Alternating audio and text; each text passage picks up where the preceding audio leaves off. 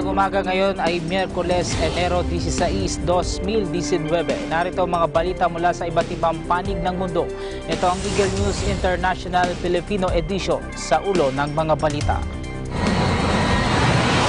Diplomatic row sa pagitan ng China at Canada lalong umiigting matapos hatulan ng Chinese court ng kamatayan ng isang convicted Canadian smuggler. Libong-libong mga guro sa Los Angeles na nag-strike, mahigit kalahating milyong estudyante ang apektado. Daang-daang flights kinansela dahil sa isinasagawang kilos protesta ng mga security staff sa 8 airports sa Germany, kabilang ng busiest travel hub na Frankfurt Airport. Karahasan sumiklab sa isinagawang kilos protesta sa Zimbabwe kasunod ng pagtaas ng presyo ng langis.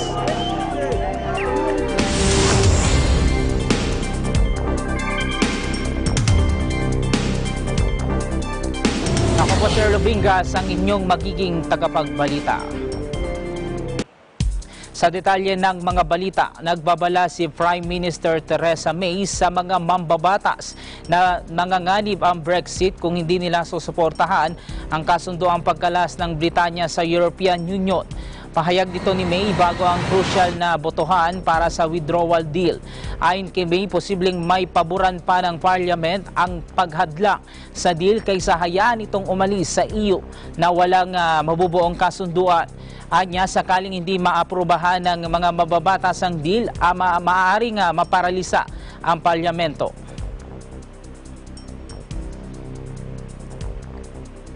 Lalong nagdulot ng diplomatic row sa pagitan ng China at Canada ang desisyon ng Chinese court na patawan ng death penalty ang isang Canadian drug smuggler. Una nang nagkaroon ng sigalot ang Beijing at Ottawa noong arestuhin sa Canada ang Chief Financial Officer ng top Chinese telecom company na Huawei dahil sa extradition request ng US. Kaugnay ng umano'y paglabag nito sa ipinatutupad na Iran sanctions. Si Meng Wanzhou, anak ng may-ari ng Huawei, ay inakusahan ng Estados Unidos ng paggamit ng subsidiary ng kumpanya na tinatawag na Skycom para makaiwas sa ipinatutupad na sanctions sa Iran mula 2009 at 2014. Mariin namang itinanggi ng Huawei executive na may ginagawa siyang paglabag. Ayon sa mga observers, bilang ganti ay inaresto at kinulong ng Chinese authority ang 2 Canadian citizen, isang diplomat na si Michael Kovrig at ang negosyante na si Michael Spivors dahil sa umano'y banta sa kanilang national security. Ngayon naman ihinatula ng Chinese court ng kamatayan si Robert Lloyd Skelberg dahil sa kasong drug smuggling. Siya ay inaresto at ikinulong sa China noong pang 2014 at ibinaba ang hatol sa kanya noong Lunes. Mariin namang kinundina ni Canadian Prime Minister Justin Trudeau ang naging hatol sa kanya. It is of extreme concern to us as a government, as it should be to all our international friends and allies, that China has chosen to begin to arbitrarily apply death penalty in cases facing, as in this case, facing a Canadian. Tinawag na Beijing na irresponsable ang mga pahayag ni Canadian Prime Minister Justin Trudeau kaugnay ng death sentence na ipinataw ng Chinese court laban sa isang convicted Canadian drug smuggler. Una rito, kinundina ni Trudeau ang ginawad na hatol ng Chinese court kay Robert Lloyd Skelberg dahil sa kasong drug smuggling. Binago ng korte ang hatol ng 15 taong pagkakakulong kay Skelberg dahil masyado raw maganito at pinatawan siya ng parusang kamatayan. 加拿大方面有人说中国随意判决，此话差矣。我不知道加方的有关人士讲这个话之前呢，有没有认真的读一读辽宁省大连市中级人民法院就此案发布的相关信息，有没有认真的学一学中国的有关的法律。大连市中级人民法院发布的相关信息十分的具体和详尽。被告人谢伦伯格参与有组织的国际贩毒活动。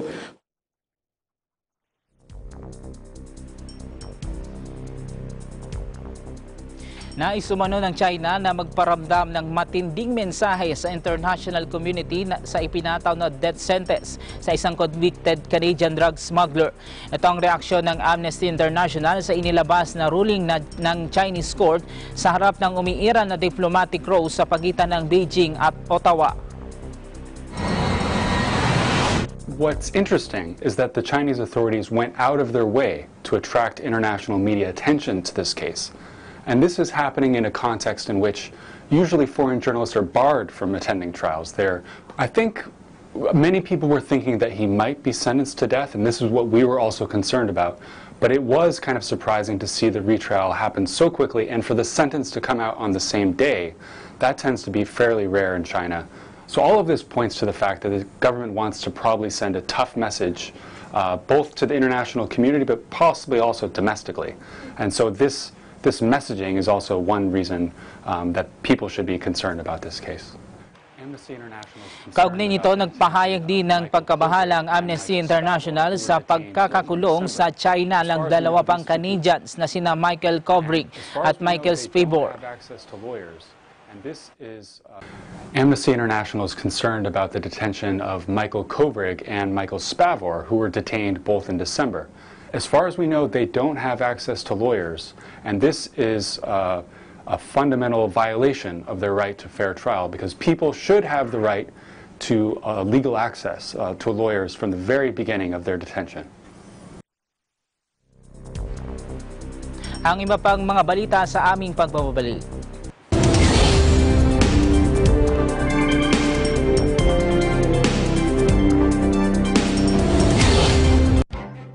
Events happen around us all the time, in our community, in our country, around the world.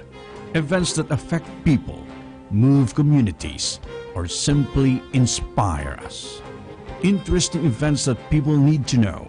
In these interesting times, we continue to be a competent partner in delivering news about these events. Fast, accurate, balanced. Eagle News, because we live in interesting times.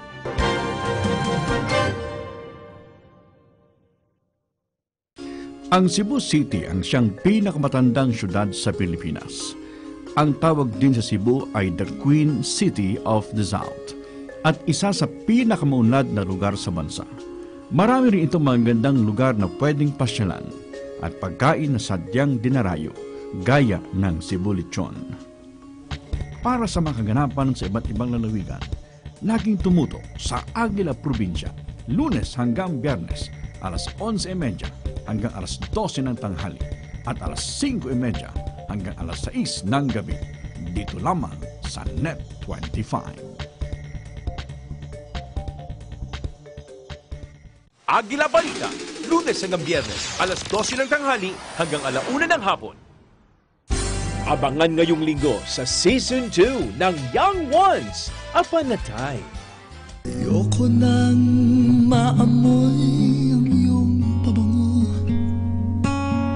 Ayoko nang makitang paboritong kulay mo. Huwag kang mag-alala, di ako iyak. Hindi magdaramdam kahit nagkapatap. Matagal lalong tumitibay ang pag-ibig na itong inaalay. Je t'aime, te amo, I love you, I love you. Watashi wa anato ashitemasu. Ich liebe dich, iniibig kita, Heidi. Abangan yan ngayong linggo sa Season 2 ng Young Ones, Upon a Time. Alas 8 ng gabi, dito lang sa Net 25.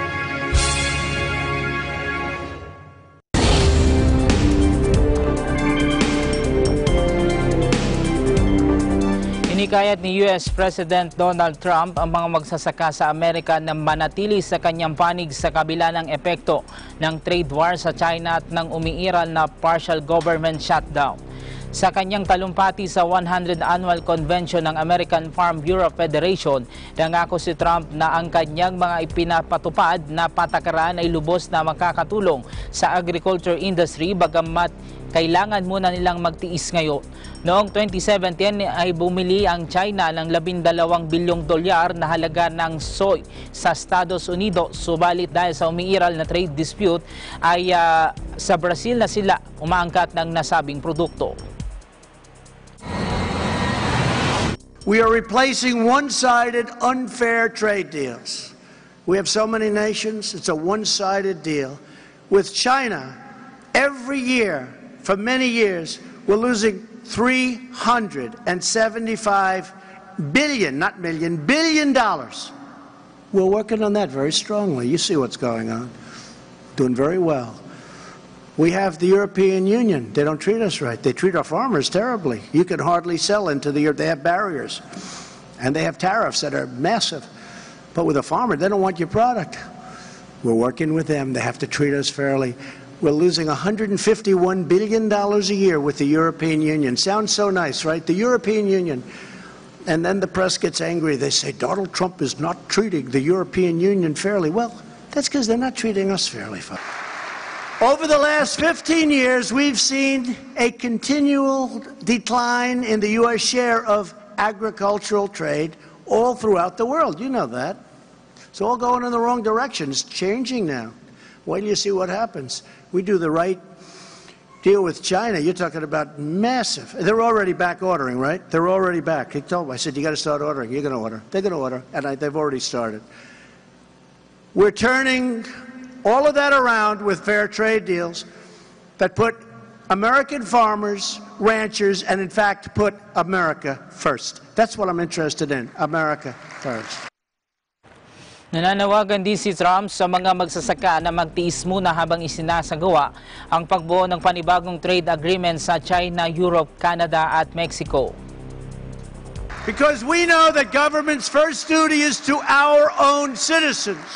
We are fighting for the American farmer, and we are fighting for the American dream, and for the products made and grown with pride right here in the USA. It's what we're fighting for.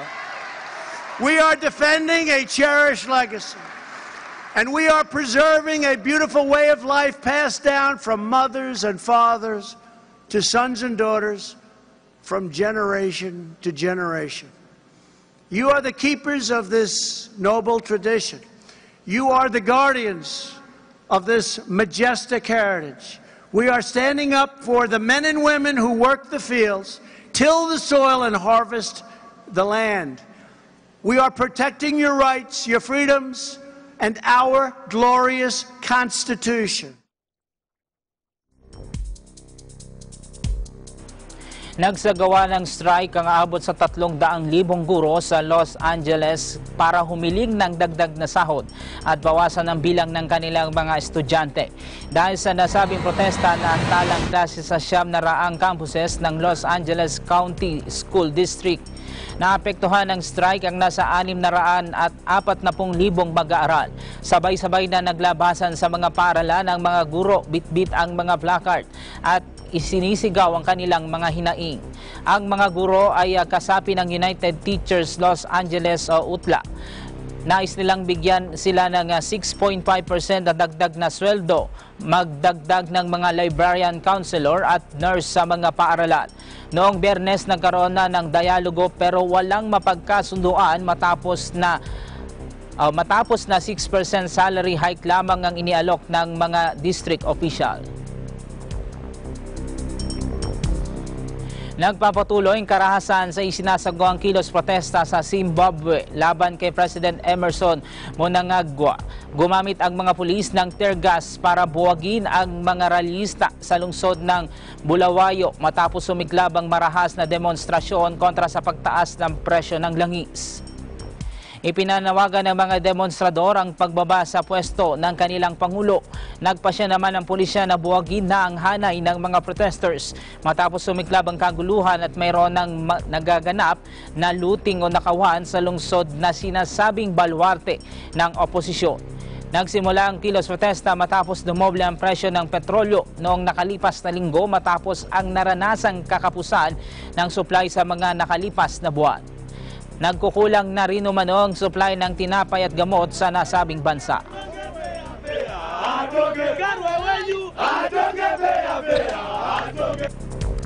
Daang-daang flights ang nakansela dahil sa isinagawang kilos protesta ng mga security staff sa 8 airports sa Germany, kabilang na ang business travel hub na Frankfurt Airport.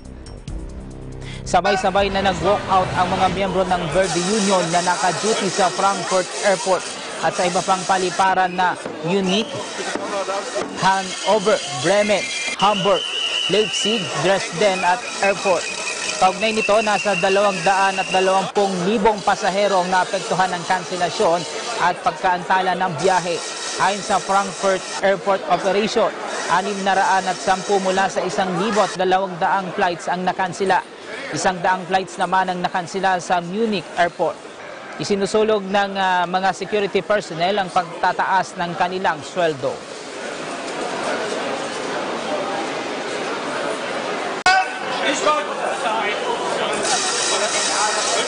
Nagpapatuloy ang sinasagawang paglingap ng Iglesia ni Cristo sa iba't ibang komunidad sa mundo.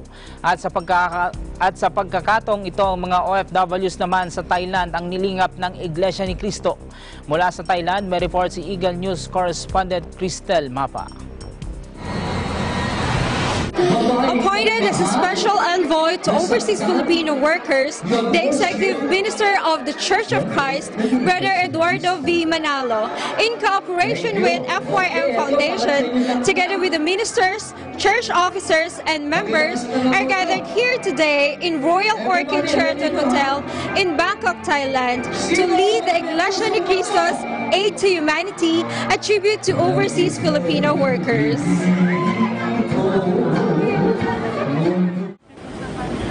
Dito po kami ngayon sa Tan Son Nhat International Airport. Naghihintay po kami ng aming flight papuntang Bangkok, Thailand upang dumalo po sa tribute po para sa mga OFW.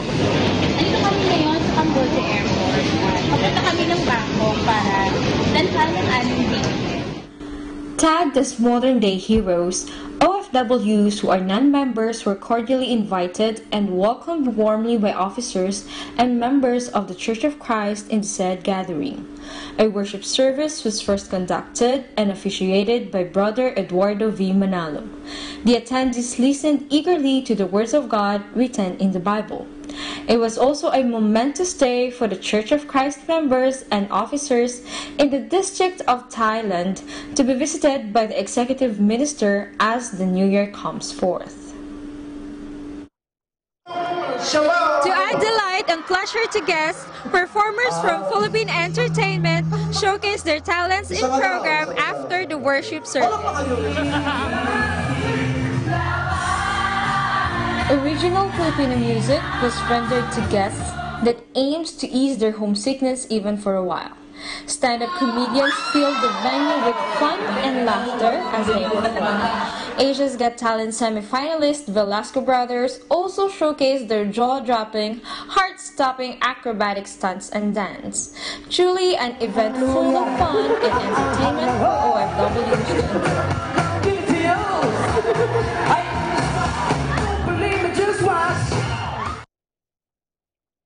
Distribution of goodwill bags and refreshments follow the entertainment program. Guests receive it with smiles on their faces after a day of tribute for their hard work and sacrifices for working abroad.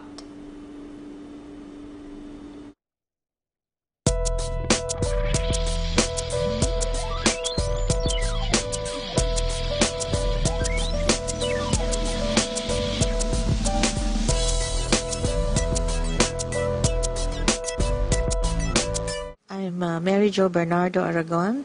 I am the Philippine Ambassador to the Kingdom of Thailand and Permanent Representative to the UN ESCAP for the last 3.5 years now. I was quite impressed with the presence, with the turnout of our kababayans today, and we're very much honored and privileged in meeting the Executive Minister Ka Eduardo Manalo. We look forward to partnering with the Iglesia ni Cristo in helping our overseas Filipinos here in the Kingdom of Thailand. I believe today's event has given a lot of joy and comfort to many of our overseas Filipinos, not only here in Thailand, but also those who came here from different countries. I think listening to the executive minister and knowing his great love for the overseas Filipinos is such a great comfort and to our overseas Filipinos, and we do look forward to working with Iglesia ni Cristo, and we are thankful to the President Rodrigo Roa Duterte for appointing the Executive Minister Ka Eduardo Manalo a special envoy for overseas Filipinos. His presence here reflects his sincerity in helping our overseas Filipinos. So we wish more power to Iglesia ni Cristo. I am Val Roque. I'm the Consul General of the Philippine Embassy. Well, I'm happy that Iglesia ni Cristo has visited Thailand, and from the reaction that I've observed this morning, it seems that everyone is happy, and we look forward to working with the INC here in Thailand for the promotion of the welfare of our overseas Filipino workers here. As my ambassador said, we thank the President for the appointment of the Executive Minister as a special envoy for OFWs, and we think that the Executive Minister and INC as an organization is an effective partner to helping our OFWs with their challenges. What we have today is the tribute for the OFW. And through the leadership of the ministers and the local officers, we have convinced all the brethren to come out and help in inviting many guests, especially our kababayan or our countrymen. And as what we have seen in the event, they were surprised that it is the executive minister himself who preached in the special gathering, and after the special gathering, we had parcels for them or gift for them. One of the things that we want to point out to our fellow kababayan or fellow Filipinos is that wherever we go, we want to make sure that they need to know about the church, they need to understand about the Iglesia ni Cristo, and we want to invite them again until such time that they will continue to undergo Bible study on doctrines, because that is the best thing we could offer to them aside from the material things that we had offered to them today. And to our beloved Executive Minister, Brother Eduardo V. Manalo, we promise you we will remain faithful to you, we will remain on your side, we will remain helping you in all your projects and all the activities being launched in the Iglesia ni Cristo. Thank you so much po. Through the leadership of Brother Eduardo V. Manalo as Executive Minister, members of the Church of Christ continuously do good for those who are in need. May it be in different countries, distance is not a hindrance. They are enthusiastic in sharing their faith, always willing to give, and works in unity with the church administration. Reporting from the Aid to Humanity, tribute to OFWs here in Royal Orchid Sheraton Hotel in Bangkok, Thailand, I am Crystal Mapa. I am one with 25.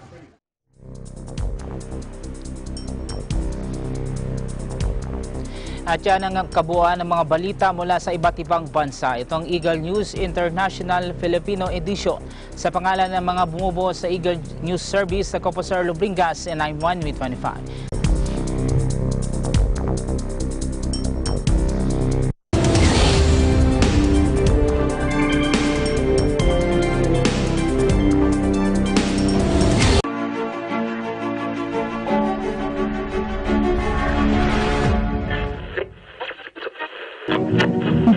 ng Eagle Broadcasting Corporation. June 17, 1967, binigyan ang Eagle